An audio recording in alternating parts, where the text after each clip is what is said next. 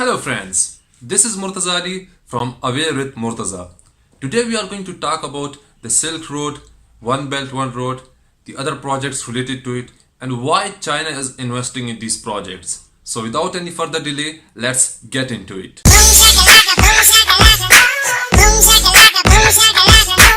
Before going into much detail and the reason that why China is building these projects, let me introduce this project briefly, that what the One Belt One Road initiative is. It was proposed by the incumbent president of China, Xi Jinping, in a speech at Kazakhstan in September 2013. The One Belt One Road, or the New Silk Road, is a land route which would pass through Middle East and Central Asia to Europe.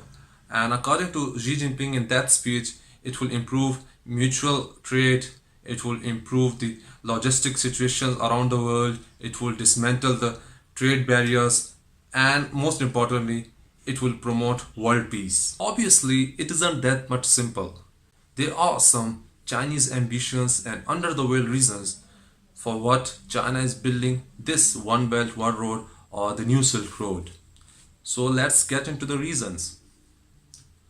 The first very reason is living the Asian dream. But to understand this reason, we have to trace back to the history of China.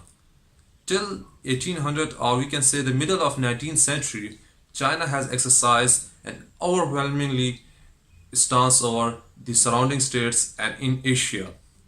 China was the most wealthiest, mightiest, strongest, and the populous civilization of that time. But in the middle of 19th century, the things got much disturbing for China.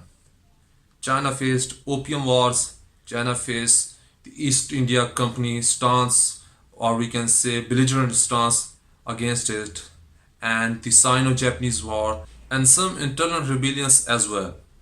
Through all these agents of destruction and chaos, China suffered heavily, and when in 1949 it got independence and became People's Republic of China, it was a depleted and broken country.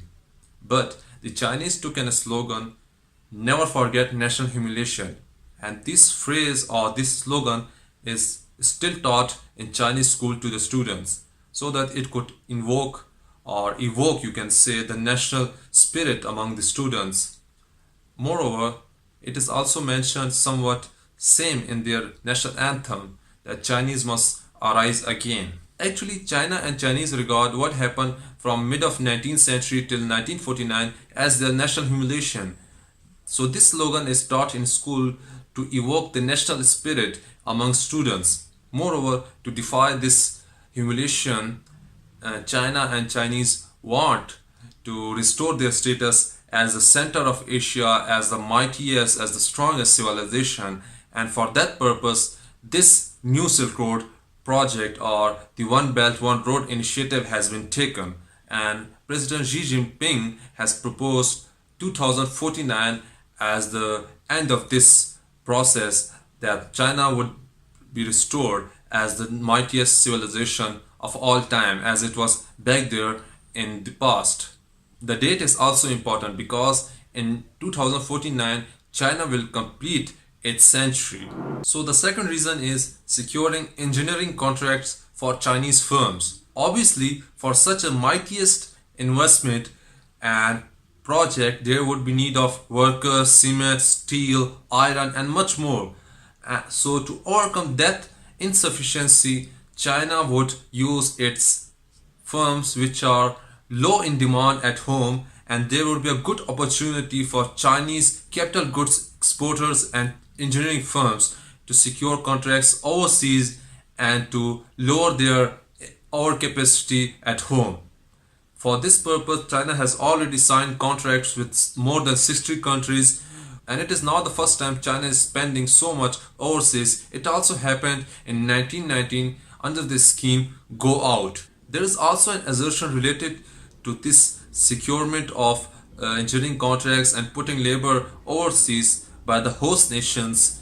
The assertion is like China first hold the engineering contracts, then put labors, and then try to gain strategic leverage and might interfere into the internal politics of the host nation. But Is it true? We'll see it at the end of the video in the bonus question. So the third reason is to improve the living standards in backward areas. Though China is an economic power, it is one of the strongest nations around the world, but it do have certain areas where the living standard isn't alike to the other areas in the country. The areas are mostly the border areas. Like Xinjiang and Yunnan, we can see that there are certain troubles going on. So China thought to develop these areas, we have to invest in it. And China therefore is making these areas as a roots or the origins of the projects of One Belt One Road, as Kashgar from Xinjiang has been a route for the CPEC, the China-Pakistan Economic Corridor, which will run through Pakistan and go to the Middle East. Somewhat similar is thought of the Yunnan area. So by making these areas as the economic hubs, trade zones or economic zones, China will not only have a proper check and balance over the border areas, but it will also improve the living standards of the people living there. So the fourth reason is to make trade with bigger countries as easy as possible. To understand this, let's suppose these are three countries. It is China, it's a smaller country, and it is a bigger market for China. So to reach China from there to there, China must pass through this area. What if this area is not developed and there are certain troubles going on, or it isn't the fastest route available, but it is still the shortest? So to reach bigger markets, China is developing these shortest routes to reach the bigger market and to trade freely. Somewhat similar China is doing to reach Russia. For that, it has developed a railway service from Irmaki, which is a Chinese area, which runs through Kazakhstan and then reaches to Russia. So Kazakhstan, as compared to Russia, is a smaller market for China. But as China has to reach Russia, so it is developing a railway service in Kazakhstan as well. Similarly, it has developed Laos and Cambodia to reach Singapore and Thailand, etc. The fifth reason is to have support for South China Sea conflict. It is a conflict going on over certain water areas where China claims that such areas belong to China, but the other states involving Japan, Vietnam, Philippines and US now as well claims that such states do not belong to China and there's a conflict going on. We'll talk about that conflict in some other video, but China wants to have as much international support as it could to have the rightful claim over such areas. So now coming towards the bonus question. As I stated, certain assertions are leveled against China, that China first holds an engineering contract, then put labor, and then tries to get some strategic leverage over the host nation, or if it has any enemy nation around that host nation. And why such states wants to get aided by China? Why they want Chinese investment?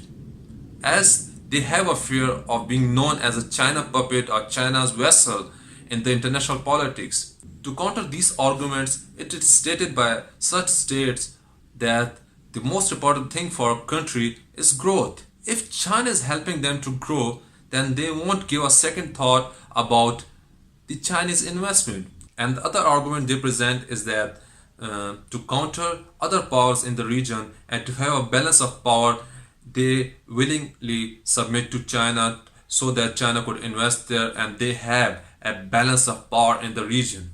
And the other reason is China formulates a win-win strategy, not like states like US, which would surely have some political considerations in any project they invest. Moreover, China has learned some harsh lessons by interfering into the politics of Sri Lanka and Myanmar. So if they have to get along with this One Belt One Road project, till 2049, so I believe they won't try to interfere further into any country's politics. So this was it. See you in the next video. Till then, take care, spread smiles, be happy. Don't forget to like, comment, share, and do subscribe our channel. Have a nice day.